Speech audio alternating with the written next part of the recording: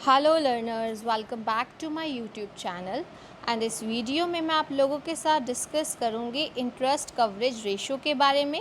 Okay और ये ratio analysis का पार्ट 7 रहने वाला है और पार्ट 1 टू पार्ट 6 में काफ़ी सारे रेशोज़ डिस्कस हो चुके हैं इन डिटेल, तो आपको वो ज़रूर देखना चाहिए because this is very important topic for commerce students. Okay तो अब आपको ये भी ज़रूर पता होना चाहिए ये सोल्वेंसी रेशोज़ में आते हैं हमारे इंटरेस्ट कवरेज रेशो। ओके तो हम स्टार्ट करते हैं इंटरेस्ट कवरेज रेशो को। तो जो पार्ट 1 टू पार्ट 6 की जो वीडियोस हैं उनकी प्लेलिस्ट का लिंक मैंने आप लोगों को डिस्क्रिप्शन बॉक्स में प्रोवाइड किया है, आप लोग वहाँ क्लिक करके देख सकते हो।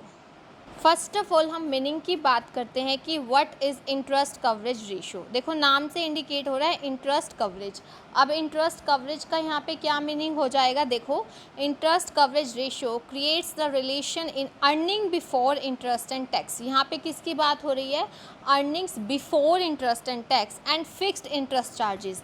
फिक्स्ड इंटरेस्ट चार्जेस कौन से होते हैं, like interest on debentures, bank loan, ये सब। ठीक है तो इंटरेस्ट कवरेज रेशो किसके बीच में रिलेशन दिखाता है, ईबीआईटी। ईबीआईटी आप समझते ही है ना, earning before interest and tax and fixed interest charges to be paid on the borrowings by the business. ठीक है in other words the profits of the business should be sufficient enough. यानी कि हम ये कहते हैं कि हमारे पास इतने प्रॉफिट्स तो होने चाहिए कि ईजीली जो है इंटरेस्ट, जो फिक्स्ड इंटरेस्ट है उसकी पेमेंट हो पाए। ठीक है in other words the profits of the organisation should be sufficient enough to pay interest to be paid on debentures, loan, mortgage, public deposits, इस टाइप से। ठीक है ये चीज़ ध्यान रखनी है आप लोगों को। तो अगर हम सेफ साइड की बात करें और कंफर्टेबल, तो प्रॉफिट्स कम से कम 7 to 8 टाइम्स तो होने ही चाहिए। जितना हमने इंटरेस्ट पे करना है ना उसका 7 to 8 टाइम्स। अभी मैं आपको इसका क्वेश्चन भी करवाऊंगी ना एक, तो आपको बहुत अच्छे से समझ आएगा कि हम लोग इंटरेस्ट कवरेज रेशो कैसे फाइंड आउट करते हैं। ठीक है देखो, if profits are not sufficient or good enough then it will be difficult to pay the interest charges of the organization। बिल्कुल, क्योंकि जो फिक्स्ड इंटरेस्ट चार्जेस है और अगर हमारे जो प्रॉफिट्स है वो सफिशिएंट नहीं होंगे, जो हमारे प्रॉफिट्स है वो इनफ नहीं होंगे, तो ये एक ऑर्गेनाइजेशन के लिए डिफ़िकल्ट हो जाएगा कि वो इंटरेस्ट चार्जेस की पेमेंट करे। ठीक है सो इससे क्या आएगी, इट विल क्रिएट प्रॉब्लम्स। इससे प्रॉब्लम्स आएंगी फाइनेंशियल चार्जेस को पे करने में या फिर डेट सर्विस चार्जेस, क्योंकि हम इंटरेस्ट कवरेज को जो डेट सर्विस भी बोल सकते हैं, क्योंकि जिन लोगों ने आपको डेट दिया है उसके बदले वो लोग ऑब्वियस है इंटरेस्ट चाहेंगे। ठीक है तो अब आपको मैं इसका एक बार फॉर्मूला बता देती हूँ। देखिए इसका formula, it is because of the interest coverage ratio it is also known as debt service ratio. ये भी ध्यान रखना, इंटरेस्ट कवरेज रेशो को हम लोग जो है डेट सर्विस रेशो भी बोलते हैं। और फॉर्मूला जो कि आप लोगों के लिए बहुत इंपॉर्टेंट है जानना, क्योंकि आप लोगों से प्रैक्टिकल क्वेश्चन आ जाता है आप लोगों के एमसीक्यूज़ में।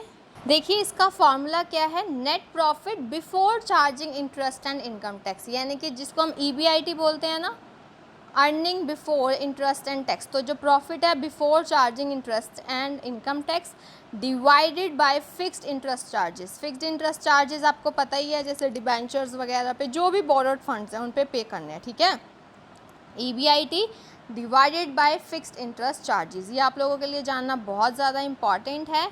Any lender would like to be sure whether the borrower can pay back interest and principal amount when due without any problem।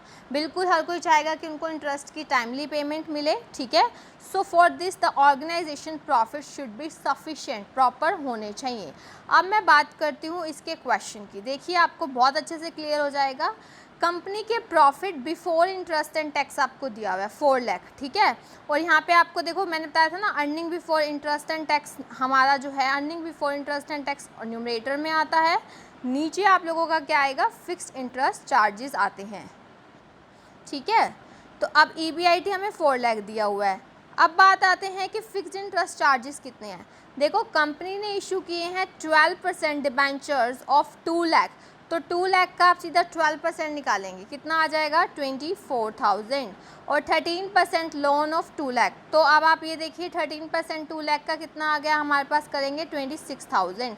तो 24,000 प्लस 26,000 50,000 हो गया ना, तो 50,000 यहाँ पे आपका आ गया इंटरेस्ट का। तो ये इसको आप कट ऑफ करते हैं तो 8 टाइम्स, यानी कि हमारे पास प्रॉफिट्स अवेलेबल हैं फिक्स्ड इंटरेस्ट चार्जेस के 8 टाइम्स, यानी कि बिफोर की हम जब बात कर रहे हैं। तो इसका मैंने अभी आपको बताया था, तो अच्छी बात है, यानी कि फर्म के प्रॉफिट्स इनफ हैं, ठीक है, इस चीज़ के लिए, सेफ प्ले के लिए। तो आप लोगों को ये अच्छे से ध्यान रखना है। यहाँ पे अगर हम 4 लाख को 50,000 से डिवाइड करेंगे तो हमारे पास 8 टाइम्स आएगा, ठीक है। इस चीज़ से 7 या 8 टाइम्स तो होना ही चाहिए अगर हम कहें कि इंटरेस्ट कवरेज रेशो बेस्ट है, ठीक है। तो हमने इस वीडियो में डिटेल में डिस्कस किया है इंटरेस्ट कवरेज रेशो के बारे में। इससे पहले वाला अगर कोई भी पार्ट मिस किया है, पार्ट 1 टू पार्ट 6, तो उसकी जो वीडियोस है उसकी प्लेलिस्ट का लिंक मैंने आप लोगों को डिस्क्रिप्शन बॉक्स में प्रोवाइड किया है।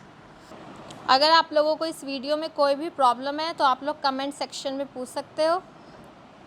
Thank you so much, keep learning, keep sharing, and अगर अभी तक आप लोगों ने इस यूट्यूब चैनल को सब्सक्राइब नहीं किया है देन डू सब्सक्राइब और बेल आइकन प्रेस कर सकते हो ताकि आपको अपकमिंग वीडियोस की टाइमली नोटिफिकेशन मिल सके।